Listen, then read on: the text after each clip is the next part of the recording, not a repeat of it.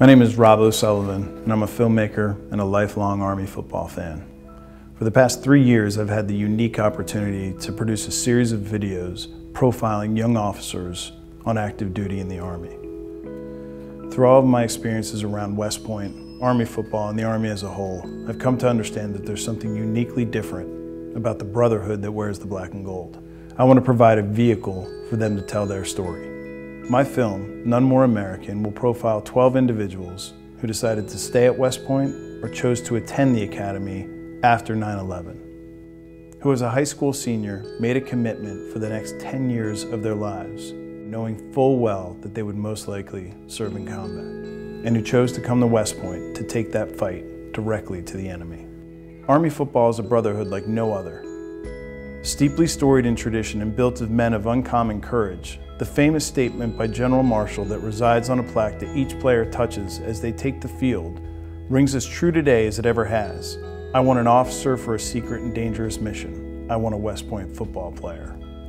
We're going to tell the stories of Army football, of what makes up this brotherhood that is comprised of our nation's best. We're going to tell the story of a kid from Fayetteville, North Carolina, who grew up in a single-parent home and made a commitment to himself at a young age that he was going to find a way to put himself through college.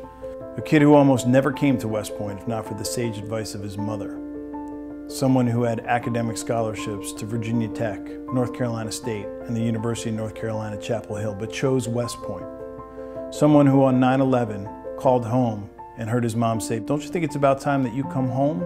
And he said, "No, Mom, I'm here to serve my country, and I made a commitment to stay with my brothers." An undersized linebacker who by his senior year was a team captain and led the nation in tackles. He decided to branch infantry where he deployed to Afghanistan and Iraq. A guy who took as much pride in rebuilding communities as he did in taking the fight to the enemy. That's Greg Washington.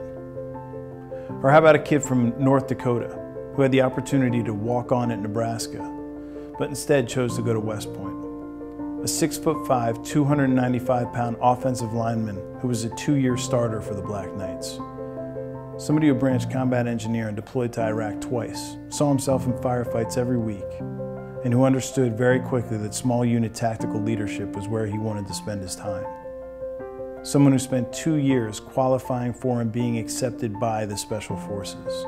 Someone who last year was deployed as an Alpha Team leader to Afghanistan, where he was hit with an IED, lost his right leg from the knee down, and suffered numerous injuries throughout the rest of his body.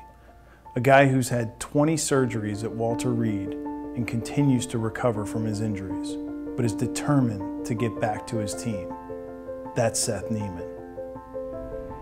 Or how about a highly recruited quarterback out of Lexington, Virginia, who came to West Point with every intention of starting, but who struggled to move up the depth chart.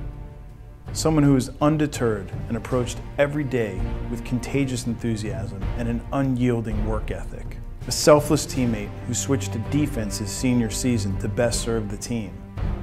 A guy who branched field artillery, went to Ranger School and Pathfinder School, and was assigned as a platoon leader in Germany. A selfless warrior who deployed to Afghanistan and who on his 3rd day there volunteered for a patrol. Chase Prasnicki gave the ultimate sacrifice for his country on June 27, 2012, when his vehicle was hit with a roadside bomb. We're going to tell his story. These 3, along with 9 others, will give insight into just how special this brotherhood within the long gray line really is. Army football is proof that the sum can be greater than its parts. There's no place in college football like West Point. There's no group of men like the brothers of Army football. I need your help to tell this story. We've assembled a top-notch crew. We'll travel 32,000 miles over land and air to meet with these individuals and tell their stories through their own voices and through the voices of those they've served with. Thank you for your support and for the support of these great young men. Go Army.